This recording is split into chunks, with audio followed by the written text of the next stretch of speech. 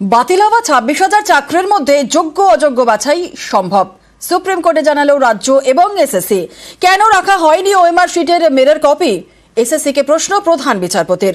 বললেন I don't know डाल में कुछ काला है या पूरा डाल ही काला है।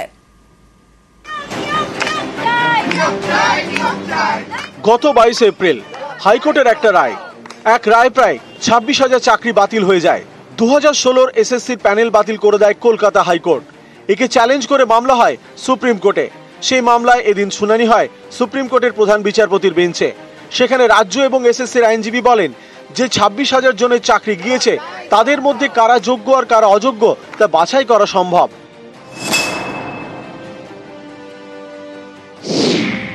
এদিনের শুনানিতে প্রধান বিচারপতি বলেন হাইকোর্ট অতিরিক্ত শূন্যপদ নিয়োগে স্থগিতাদেশ দিয়েছিল। আপনারা কি চাইছেন স্থগিতাদেশ তুলে দেওয়া হোক? রাজ্যের আইনজীবী রাকেশ দ্বিবেদী বলেন স্থগিতাদেশ তুলে দেওয়া হোক এরকম চাইছি না, শুধু বলতে চাইছি অতিরিক্ত শূন্য পদে একটির বেশি নিয়োগ করা হয়নি। হাইকোর্টের নির্দেশে এই সুপার নিউমারিক পোস্ট নিয়ে সিবিআই তদন্ত করছে। সমস্ত চাকরি যদি বাতিল করা হয় তাহলে এতদিন যারা সরকারকে সার্ভ করেছেন তাদের উপর অবিচার করা হবে।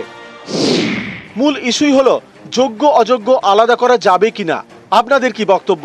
যোগ্য অযোগ্য আলাদা করা না গেলে পুরো প্যানেল অথবা পরীক্ষায় বাতিলের পথে হাঁটতে পারে আদালত। তখন রাজ্যের আইনজীবী বলেন যোগ্য অযোগ্য আলাদা করা সম্ভব। এসএসসির আইনজীবীও বলেন আমরা জানিয়েছি যোগ্য অযোগ্য আলাদা করা সম্ভব। 2রা আগস্ট জানিয়েছি নাম ধরে ধরে যোগ্য অযোগ্য আলাদা করা সম্ভব। তখন প্রধান বিচারপতি বলেন আপনারা বলছেন যোগ্য অযোগ্য আলাদা করা সম্ভব, কিন্তু ওএমআর শিট তো বেসিক কাগজ, যেহেতু অরিজিনাল ওএমআর শিট নেই তাই এটা বলা সম্ভব নয় স্ক্যান্ড কপি এবং অরিজিনাল ওএমআর শিট একই। তাহলে তো হাইকোর্টই সঠিক রায় দিয়েছে। রাজ্যের আইনজীবী বলেন 2 থেকে 3 বছর বাদে এই মামলা করা হয়েছে।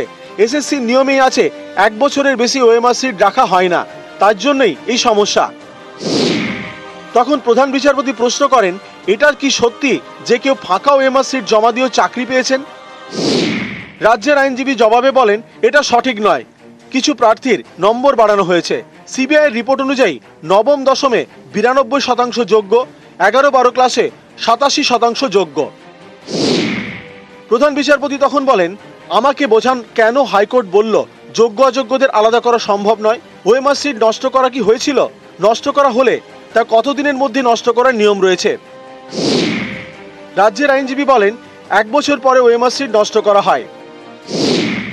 তখনই প্রধান বিচারপতির প্রশ্ন কেউ কি ওএমআর শিটের মিরর ইমেজ সংরক্ষণ করে রাখেনি? এসএসসি করেনি, তারা দায়িত্ব দিয়েছিল নাইসাকে, তারাও করেনি।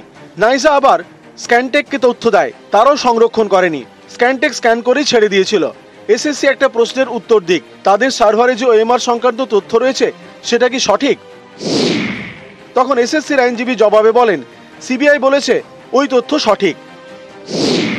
এরপরের প্রধান বিচারপতির মন্তব্য आई डोंट नो डाल में काला है या पूरा डाल ही काला है।